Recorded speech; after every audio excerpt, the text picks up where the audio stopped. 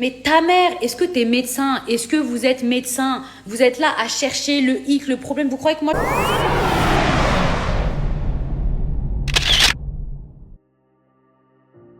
Bonjour à tous, j'espère que vous allez bien et que vous passez une excellente journée. On se retrouve aujourd'hui pour une nouvelle vidéo sur Mila Jasmine. En couple depuis plus de 2 ans avec Lorenzo et mariée en janvier 2022, Mila Jasmine a récemment mis au monde son premier enfant du nom de Mani. Après une fausse couche, la jeune femme a préféré, selon ses dires, attendre avant de déclarer sa deuxième grossesse. C'est donc enceinte de son 6e mois que Mila a publiquement annoncé la nouvelle à sa communauté. Et en février dernier, la candidate de télé-réalité a annoncé avoir accouché de son fils Mani à Dubaï. De là, de folles rumeurs circulent sur la toile et principalement l'application Twitter où les internautes accusent que Mila ait affaire à une mère porteuse ou pire, une adoption. Car c'est en effet la taille de son fils, jugée trop grande, qui n'a pas laissé les internautes indifférents. Le manque de preuves durant sa grossesse où les twittos se questionnent sur le fait que Mila, qui a l'habitude de tout snapper, n'a rien montré de sa grossesse à son accouchement. Mila aurait donc bel et bien adopté un enfant dans un orphelinat au Maroc ou bien même fait affaire à une mère porteuse. Lassée de toutes ces rumeurs, Mila a donc réagi et tacle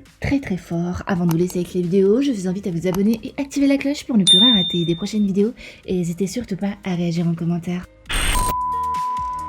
À partir de maintenant, en fait, je vais réagir à chaque fois. Je pense que j'ai trop laissé passer.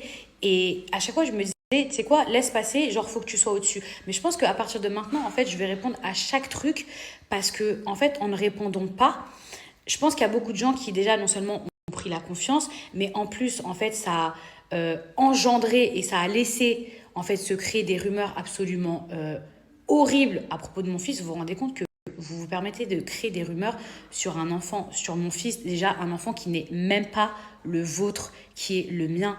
Jusqu'à il y a une personne qui a commenté sous la photo de Eddie, ok, qui est quand même le fils de ma belle-sœur. Non, mais ça se voit trop qu'il a pas 2 mois et demi. Ah, bah ouais, c'est normal, c'est pas lui, bouffonne. En fait, je comprends comment des rumeurs peuvent se créer parce que vous n'êtes même pas capable de lire, vous n'êtes même pas capable d'ouvrir vos yeux. Par contre, votre grande gorge, là, vous êtes capable de l'ouvrir, mais pas vos yeux. Il y a écrit Eddie, ça veut dire que si en plus j'aurais pas écrit Eddie, alors là, oh, là c'est sûr que... Mais vous croyez même que mon fils il peut mettre des Vans comme ça là qui font la taille de ma main? C'est comme l'histoire du carnet de santé de mon fils. Jusqu'à, ça vient créer des théories, des enquêtes, des machins sur le nombre de vaccins qu'il a eu tel jour.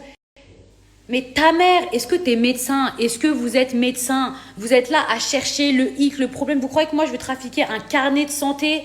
Mais je sais quand même le nombre de vaccins que mon fils a eu. Mais vous croyez qu'on est où là? Vous croyez qu'on est dans... Comment ça s'appelle là? Série policière ou dans je sais pas quoi? Eh, réveillez-vous. Vous avez le seum parce que vous êtes jaloux de moi. Vous êtes jaloux de ma vie. Vous êtes jaloux de mon fils. Ramsa, réveillez-vous. Est-ce que vous croyez sincèrement que vos rumeurs vont empêcher mon fils de dormir? Mon fils de 2 mois et demi de dormir, certes, il a du mal à dormir, mais c'est pas à cause de vos rumeurs. Peut-être à cause de votre œil, et encore, puisque moi je fais mes 5 prières par jour. Mais vous croyez vraiment que ça va empêcher mon fils de dormir?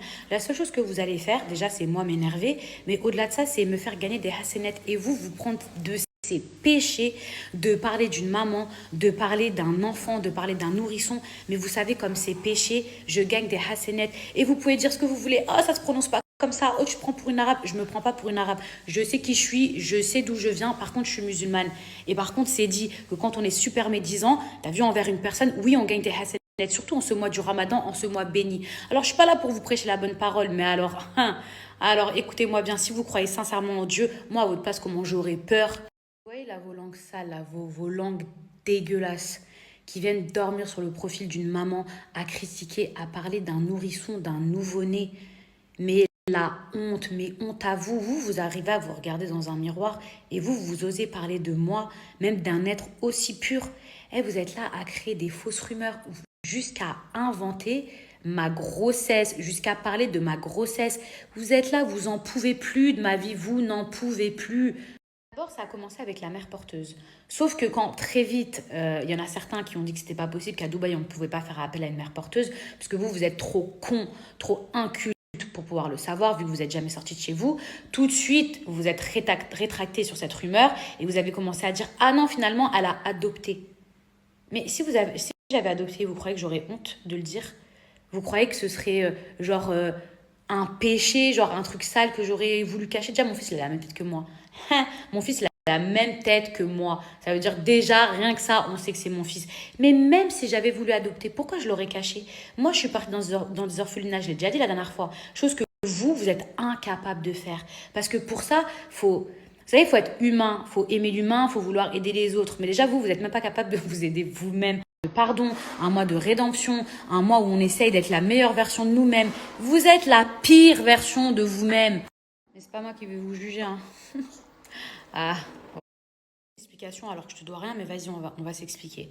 Donc, en fait, si je comprends bien, cette personne, sous prétexte que j'ai décidé de prendre mon temps et de pas annoncer immédiatement ma grossesse, en gros, c'est chelou, c'est suspect.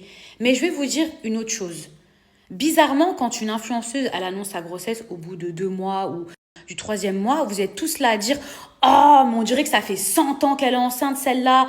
Oh, c'est quand qu'elle va accoucher. On dirait que ça fait 2 ans. » Donc déjà, rien que pour ce genre de commentaires, j'avais certainement pas envie d'annoncer ma grossesse au bout de 2 ou 3 mois. Premier point. Deuxième point.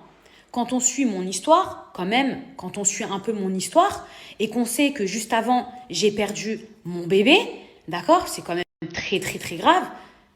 Est-ce que vous pensez sincèrement que moi, j'ai envie d'annoncer ma grossesse au bout de 2 ou 3 mois? Mais j'ai envie d'annoncer ma grossesse le plus tard possible. Imaginez, il me réarrive la même chose. Imaginez, je vis encore un drame comme ce que j'ai vécu.